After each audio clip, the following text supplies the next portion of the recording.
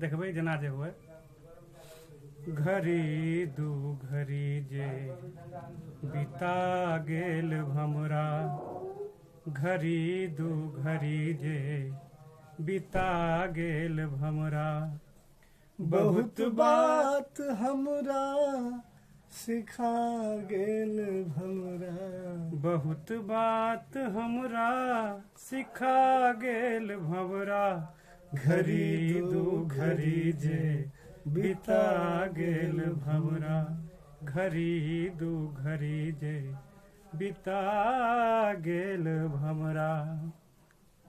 पहिल शेर गमक लिखि देबै मधुर रस परागो, गमक लिखि देबै मधुर रस परागो, जदि गाछ फूलक पटा गेल भंवरा, जदि गाछ फूलक पटा गेल भंवरा। वाह वाह। बहुत बात हमरा सिखा गेल भंवरा, बहुत बात हमरा सिखा गेल भंवरा, घड़ी दू घड़ी जे बिता गेल भंवरा। अगिला शेर सुनियो।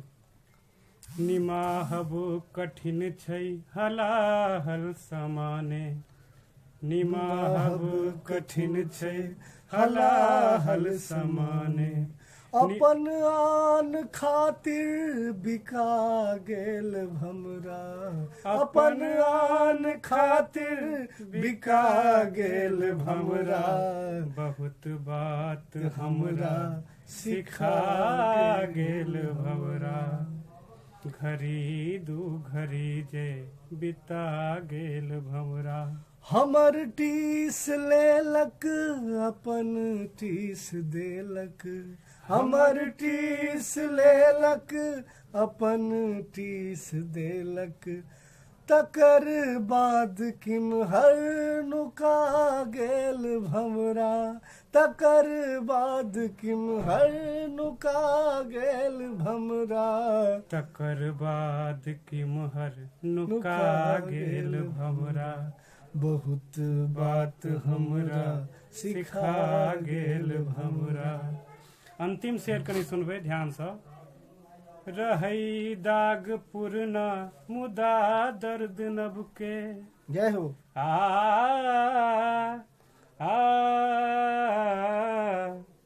रहना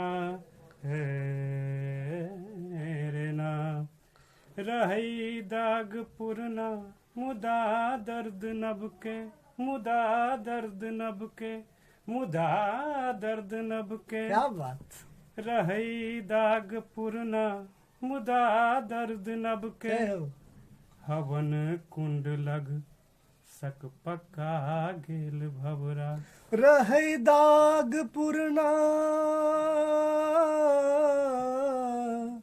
रहै दाग पुरना मुदा दर्द नब के, रहै दाग पुरना मुदा दर्द नब के, हवन कुंड लग हवन कुंड लग सक पका गेल भंवरा, हवन कुंड लग सक पका गेल भंवरा, घड़ी दू घड़ी जे बिता गेल भंवरा, घड़ी दू घड़ी जे बिता गेल भंवरा, बहुत बात हमरा सिखा गेल भंवरा, बहुत बात हमरा सिखा गेल हमरा।